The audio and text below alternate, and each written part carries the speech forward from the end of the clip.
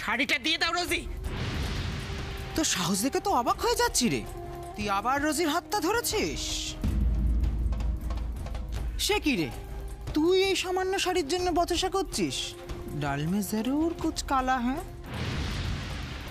ও বুঝেছি, তুই এমন ভাব দেখাস যেন তোর জীবনে কিচ্ছু চাই না, তুই একেবারে সাদা মাটা। কিন্তু এটা তো তোর আসল রূপ নয়, বুঝলি মুন্নি? এই শাড়িটা দেখে না লক্ষ্মীর একেবারে জিভ লোভে লক লক করছে। কান খুলে শুনে নে লক্ষ্মী, ওই শাড়ির ওপর না তোর কোনো অধিকার নেই। হ্যাঁ রিটা, তুই ঠিক করবি যে কি আমার অধিকার আছে আর নেই।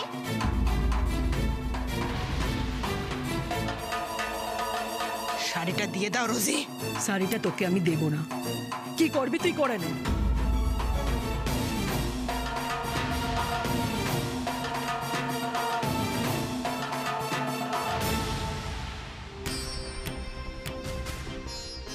দোহাই তোমার রোজি, তুমি যা চাও আমি তোমায় তাই দেব, শুধু এই শাড়িটা চেও না, এটা আমি তোমায় দিতে পারবো না। কি ব্যাপার বলতো, কি এমন আছে এই শাড়িতে যার জন্য তুই এত কাকুতি মিনতি করছিস, আমাদের সামনে হাত জোর করছিস? আমি যে রানীকে কথা দিয়েছি এই শাড়িটা আমি ওকে দেব। তো বেশ, তো রানীকে তুই একটা নতুন শাড়ি কিনে দে। তা হয় না রোজি, আমি বরং তোমায় অন্য একটা শাড়ি কিনে দেবো, এই শাড়িটা তুমি রানীকে দাও। আমার কথা শোনো।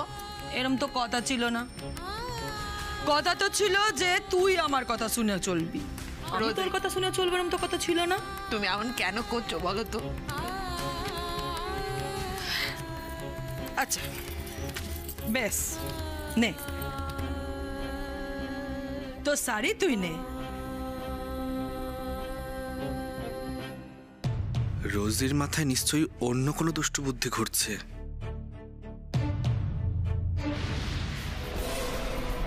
না না কেন রে, তুই যে বললি আমি যা চাইবো তুই নাকি সব আমাকে দিবি, তাহলে শাড়ির বদলে এইটা?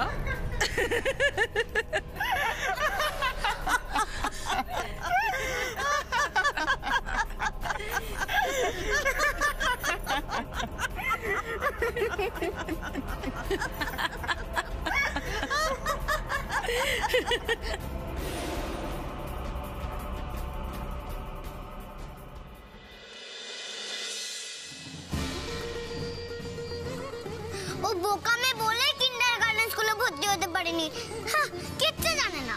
আলিয়া তুমি এটা ঠিক কথা বললে না, তুমি কি করে জানবে ফিরকি কি কি জানে আর কি জানে না?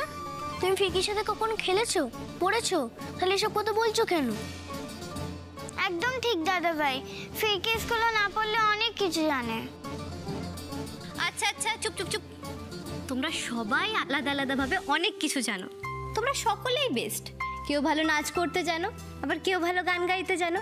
তাহলে ভাবো তোমরা যদি একসাথে থাকো তাহলে একটা বেস্ট টিম তৈরি হবে, আর তখন তোমাদের কেউ হারাতে পারবে না, তাই না?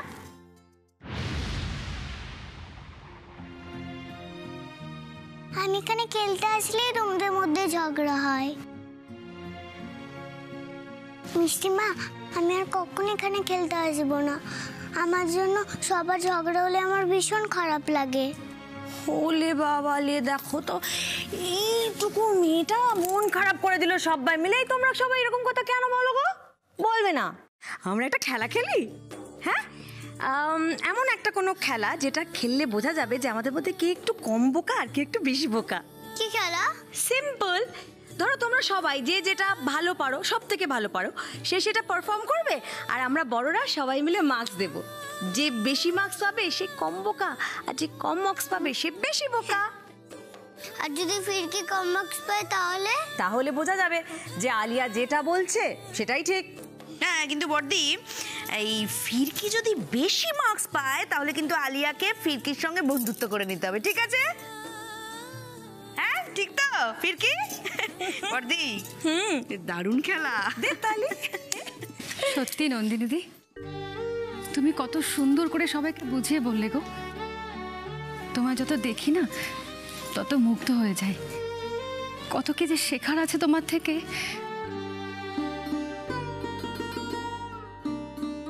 বলুন কর্তামা, ও ঘরে প্রসাদ দিয়ে আসবো? না, সে দরকার হলে আমি পরে বলবো। এখন ও আচ্ছা। এই শোন না, শোন, আমার কথা শেষ হয়নি এখনো। বলছি, ওইখানে কি চলছে রে? ও ওইখানে ওই বাচ্চাদের নিয়ে, ও তো তখন থেকেই হচ্ছে না। তো আমি তো আজ ওই মেয়েটাকে নিয়ে আসতে বারণ করেছিলাম, তার সত্ত্বেও নিয়ে এলি যে? বড় বৌমা বলেছে নিশ্চয়ই।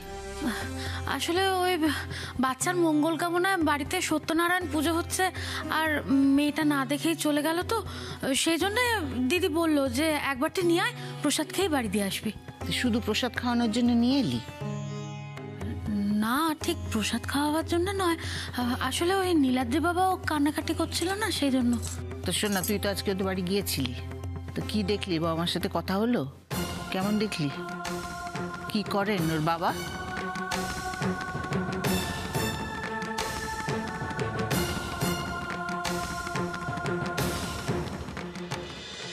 দোহাই রোজি, ওই টাকাগুলো আমায় দিয়ে দাও। ওই টাকাগুলো তুমি নিও না, আমি তোমার পায়ে পড়ি। অনেক কষ্ট করে তিল তিল করে জমি ওই টাকা কটা আমি করেছি। আমার ফিরকিকে যে আমি ওই টাকাগুলো দিয়ে স্কুলে ভর্তি করব। স্কুল? তো কোন স্কুলে ভর্তি করবি রে তোর মেয়েকে? বাবার নাম কি বলবি আর মায়ের নাম? কেন, লক্ষ্মী হিজড়ে।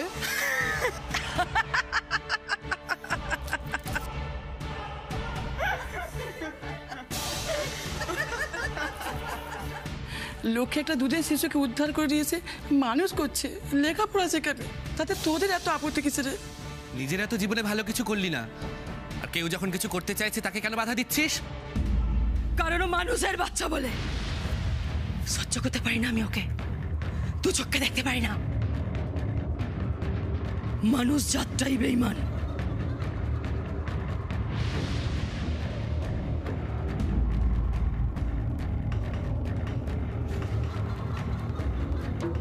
সেসব কথা কি আর লক্ষ্মী বুঝবে গো?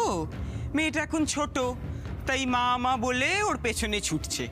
বড় হয়ে যেদিন ডানা গজাবে, যেদিন বুঝবে ও আসলে মানুষের বাচ্চা, আর তুই হলি সেদিন ওই কোকিলের বাচ্চার মতো ফুরুত করে উড়ে গিয়ে ওই মানুষের দলে ভিড়বে।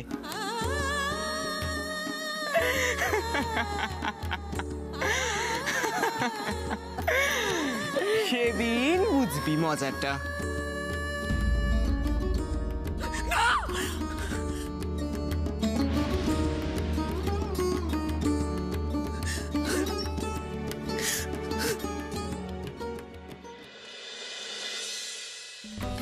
না না, দেখা হয়েছে তো, ওর মায়ের সঙ্গে দেখা হলো। সে তো আমিও জানি, কিন্তু কোন রাজপ্রাসাদ থেকে ওই মহারানী আসেন আমাদের এখানে খেলতে সেটা শুনি।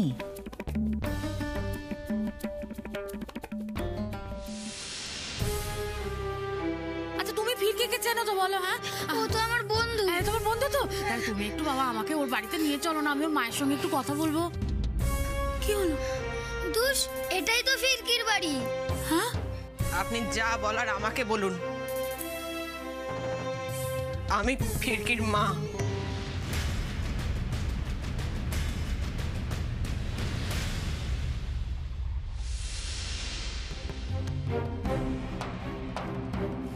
কিরে, চুপ করে গেলি যে? না না, দেখা হলো তো, দেখা হলো, ওর মায়ের সঙ্গে দেখা হলো। না, সে তো বুঝলাম, কিন্তু ওদের পরিবারটা কেমন দেখলি? মানে ওরা বেশ বড় লোক নাকি ওই গরিব? না না, বড় লোক, খুব বড় লোক কর্তামা। কত বড় বাড়ি, আর ওর বাবা তো এখানে থাকেই না কর্তামা। ও, তো থাকে না মানে? ব্যবসা, ব্যবসা, ওর বাবার কত বড় ব্যবসা কর্তামা। ওই ব্যবসার জন্যই তো ওর বাবাকে বিদেশে বিদেশে থাকতে হয়, আর সারা বছর তো এখানে থাকতেই পারে না, ওই বিদেশে বিদেশে বাইরে বাইরে থাকে। ও, ব্যবসা বড়? হ্যাঁ, অনেক বড়। বিদেশে থাকে? আচ্ছা, তা মেয়েটা এমনিতে বেশ ফসাই, পরিষ্কার পরিচ্ছন্নই আছে, কি বল? হ্যাঁ,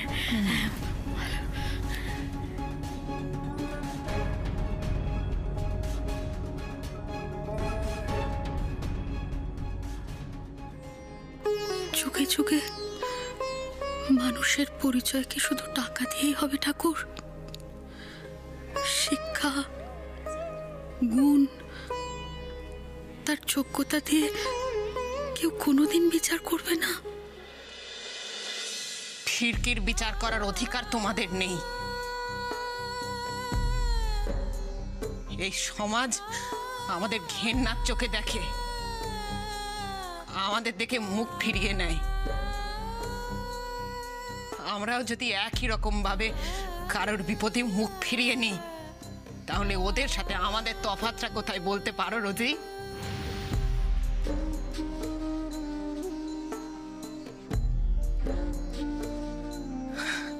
গলদ গলদ তো আমাদের বাড়ি থেকে শুরু হয়। আমাদের বাড়ির লোকেরা যদি আমাদের মেনে নিত, আমরা যদি আমাদের পরিবারের লোকের সাথে থাকতে পারতাম, তাহলে আমাদের জীবনটা এমন ঝর্ণচারা হতো না।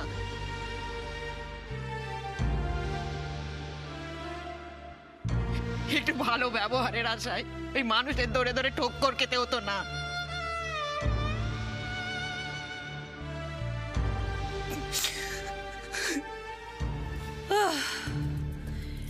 এসে গেলেন আবার জ্ঞান দিতে। হেড দিদিমণি আমার গারল কোথাকার। আমাদের বাড়ির লোক আমাদেরকে বাড়িতে রাখতে পারেনি কেন বলতো? সমাজের জন্য। আর সমাজটা কাদের নিয়ে তৈরি? সেই তো মানুষদের নিয়ে, বুঝেছিস? ওর সাথে কেন এমন করছিস রোজি? ওর টাকা ওকে ফেরত দিয়ে দে। হ্যাঁ, তুই কর।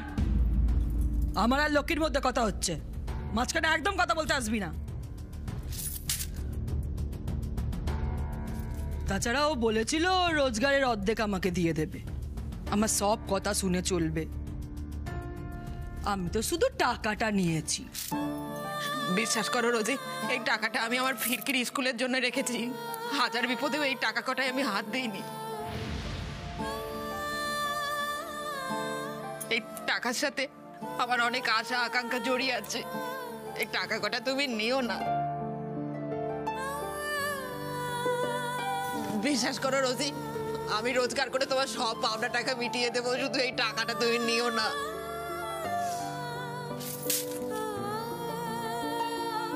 এটা তো তুই অত সহজে পাবি না লক্ষ্মী।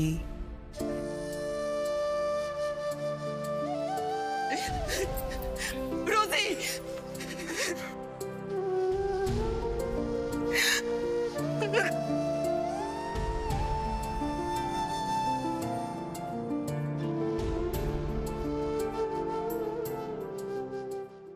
ঠিক আছে, তাহলে আমরা শুরু করি। হ্যাঁ, শুরু করো।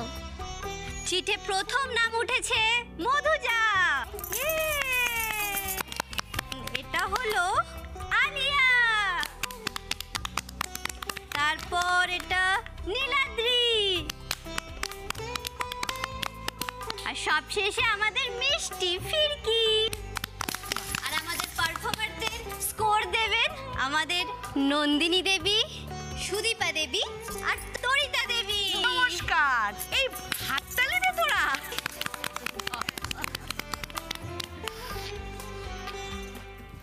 তুমি কি করবে মধুজা? কবিতা বলবো। বাহ, তাহলে শুরু করো।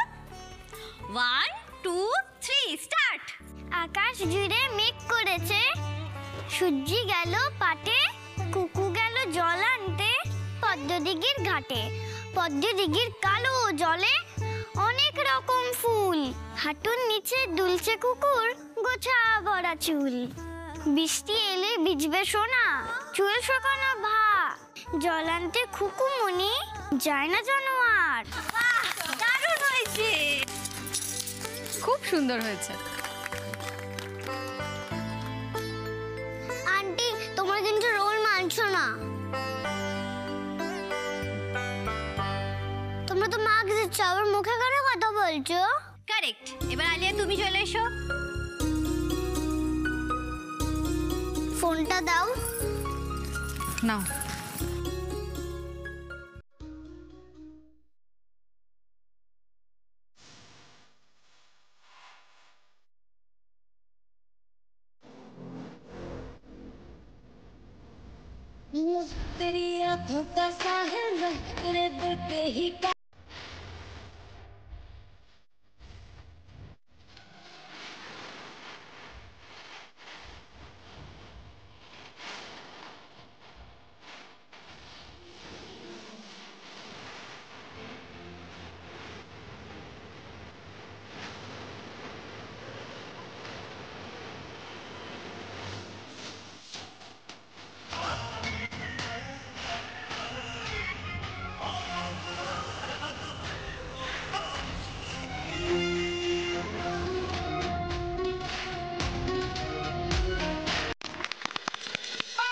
বাবা দারুণ, খুব ভালো রেখেছে, খুব একদম বড়দের মতন নাচ। হ্যাঁ, খুব ভালো।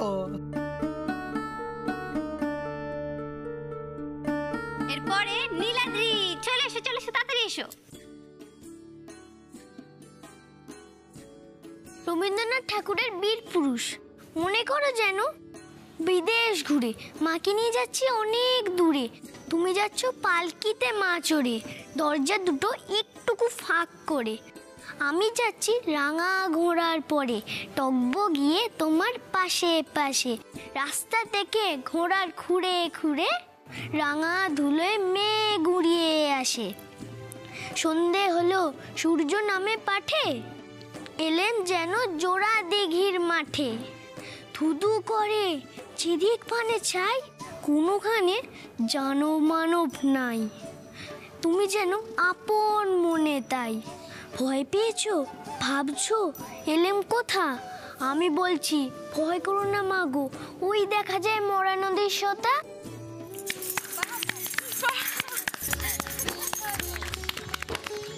আচ্ছা বর্দি, আমাদের নীলাদ্রি বাবু এত ভালো বাংলা কবিতা কোথা থেকে শিখলো? সত্যি নীলাদ্রি, তোর স্কুলে তো এটা শেখানো হয় না, তুই কোথা থেকে? ছোট পি শিখিয়েছে।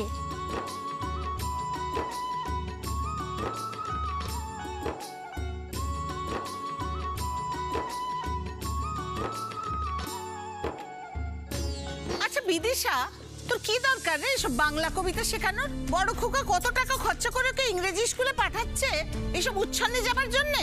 সত্যি বাবা, তোর সবটাতে পাকাবি। সে কি মা, কি বলছেন? ইংরেজি মিডিয়ামে পড়ে বলে নিজের ভাষায় কথা বলতে শিখবে না?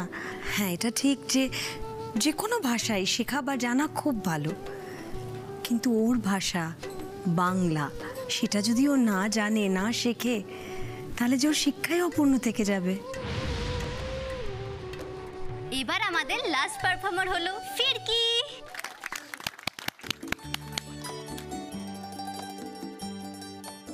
নমস্কার, কবিগুরু রবীন্দ্রনাথ ঠাকুরের প্রশ্ন। মা গো, আমি ছুটি দিতে বল, সকাল থেকে পড়েছি যে মেলা, এখন আমি তোমার ঘরে বসে করবো শুধু পড়া পড়া খেলা, তুমি বলছো দুপুর এখন সবে, না হয় যেন সত্যি হলো তাই, একদিনও কি দুপুর বেলা হলে বিকেল হলো মনে করতে নাই, আমি তো বেশ ভাবতেই পারি মনে, সূর্য ডুবে গেছে মাঠের শেষে, বাগদি বুড়ি চুবড়ি ভরে নিয়ে শাক তুলছে পুকুর ধারে এসে, আধার হলো মাধার গাছের তলায়, কালি হয়ে এলো দিঘির জল, হাটের থেকে সবাই এলো ফিরে, মাঠের থেকে এলো চাষির দল, মনে করো না উঠলো সাজের তারা, মনে করো না সন্ধে হলো যেন, রাতের বেলা দুপুর যদি হয়, দুপুর বেলা রাত হবে না কেন?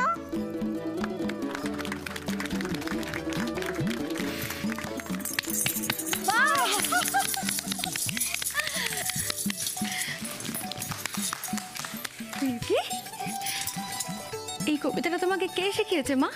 মা শিখিয়েছে, মা বলতো আমি শুনে শুনে শিখতাম। তাই? খুব ভালো, যাও গিয়ে বসো।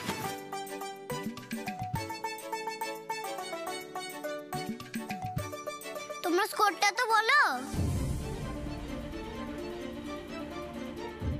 আচ্ছা, স্কোর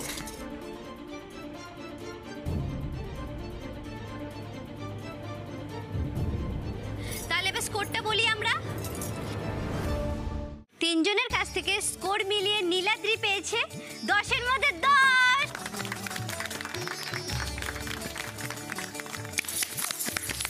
আর ফিরকি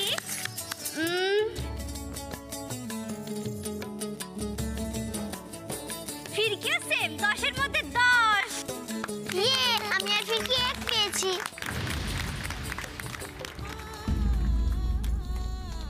আর মধু যা পেয়েছে 10-এর মধ্যে 9।